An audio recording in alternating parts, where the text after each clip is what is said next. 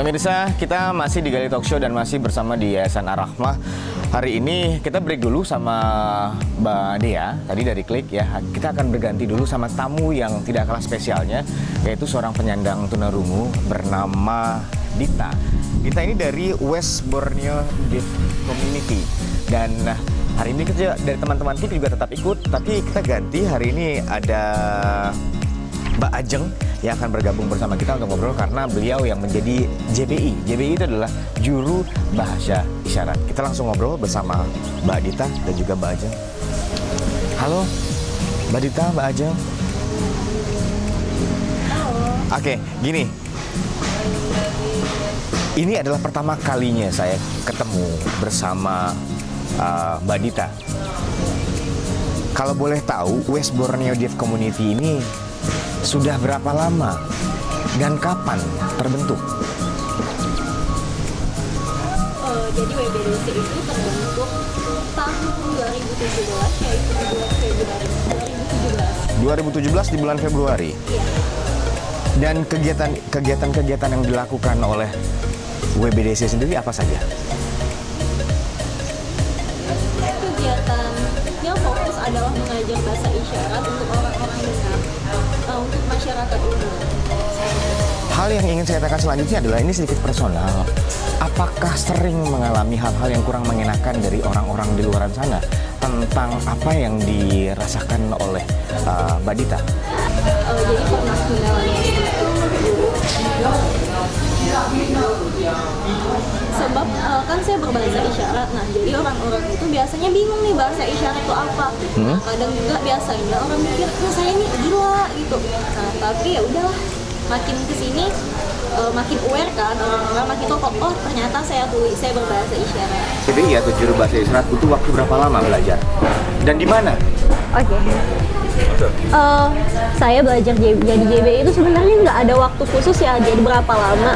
Sebenarnya untuk jadi juru bahasa isyarat itu kayaknya perlu terlalu kayak interaksi yang intens sama teman-teman tuli.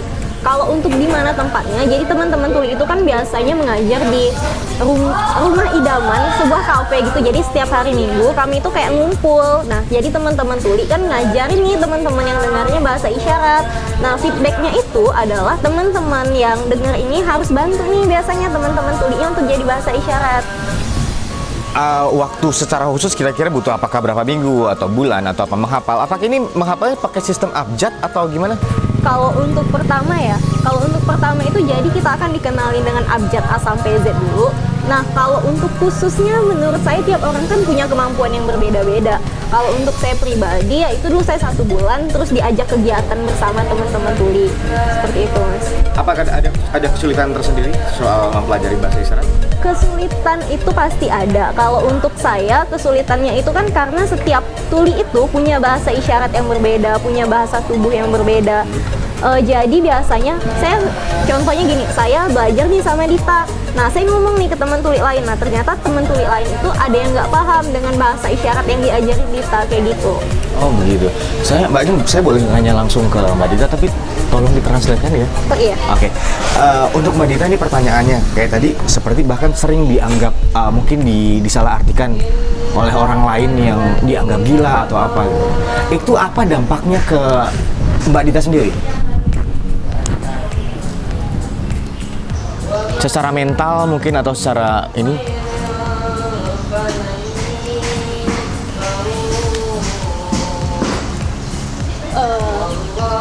Biasa sih saya pernah kayak merasa emosi sih, tapi ya udahlah, mau gimana lagi, ya udah sih dibiasain aja. Hal terberat apa yang pernah dirasakan?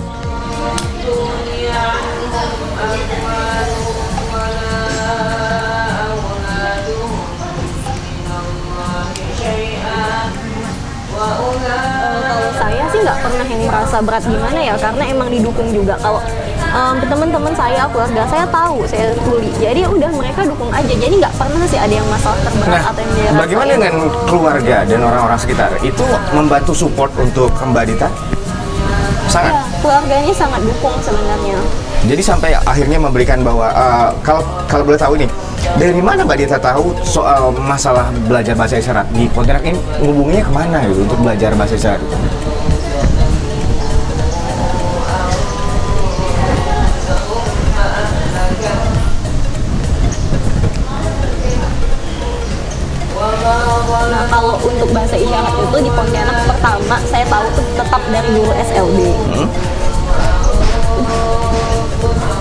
awal mulai di sana berarti pertama Iya. kali ini. Dan banyak komunitasnya. Apakah banyak teman-teman?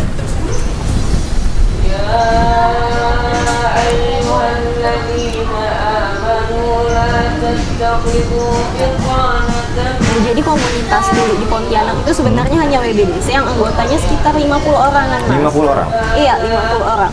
Kalau boleh tahu apa saja kegiatan-kegiatan atau agenda reguler yang dilakukan oleh teman-teman dari WBDC? Yang pertama adalah belajar bahasa isyarat. Teman-teman dengar biasanya ajak kayak teman-teman dengar untuk kayak kerjasama gitu. Yang penting untuk kayak meningkatin dulu nih orang mau belajar bahasa isyarat seperti itu. Dan selanjutnya, saya ingin masih bertanya ke Mbak Dita, bagaimana caranya Mbak Dita bersosialisasi dan menempatkan diri di masyarakat, berhubungan langsung, berinteraksi dengan masyarakat di sekitar?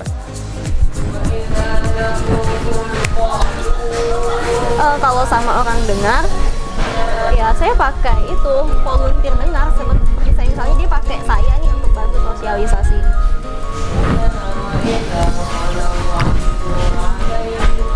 Kalau ke keluarga biasanya saya pakai oral karena kan saya masih bisa ya baca seperti gerak bibir, atau kalau mereka nggak paham saya tulis aja. Oke, berarti itu adalah beberapa cara untuk berkomunikasi dengan di luar dari teman-teman ini ya WBDC. Yang anggotanya tadi ada 50-an orang. Kemudian hal-hal yang mungkin paling sering terjadi dalam kegiatan-kegiatan di WBDC, kemudian yang sering juga terjadi di lingkungan masyarakat itu apa?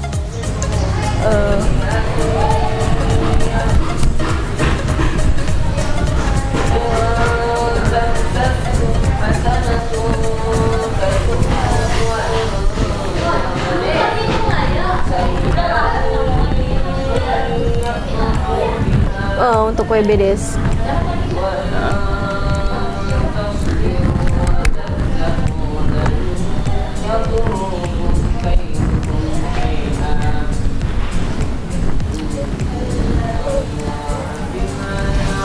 Jadi untuk kayak memperkenalin atau hambatannya apa ya, kayak biasanya sih kami hanya cuman kayak sosialisasi nih tentang WBDC, tentang teman-teman tuli. Makanya juga kami sering kayak buat kegiatan tentang sosialisasi, entah itu tentang kesehatan mental disabilitas, tentang kayak teman-teman tuli siapa aja sih yang udah bisa dibilang cukup maju, cukup sukses di pendidikan, di karirnya, seperti itu. Mbak Ajeng, satu, untuk bisa menjadi volunteer dan bergabung bersama teman-teman Klik dan akhirnya bisa bekerja sama dan bisa berinteraksi bersama WBDC dan Yayasan Ar-Rahmah yang kita tepati sekarang, apa dan bagaimana caranya? Caranya sih sebenarnya nggak susah ya Mas, karena kan kita emang tiap beberapa bulan sekali itu ada kayak open volunteer. Nah kita bisa tuh daftar aja lewat open volunteer itu. Nanti kan tinggal ngikutin sih step by step, karena pasti ngurusnya udah buat nih kayak kita mau ngapain aja, program kita kan bagaimana, seperti itu. Kemana daftarnya? Daftarnya itu biasanya kami infokan di IG-nya Klik, yaitu Klik Peduli Inklusi. Klik Peduli Inklusi. Peduli Inklusi. Oke, saya boleh nanya lagi ke Mbak Dita. Ini buat Mbak Dita, kasih dong semangat atau motivasi untuk teman-teman di luaran sana yang mungkin bernasib sama seperti Mbak Dita. Silahkan.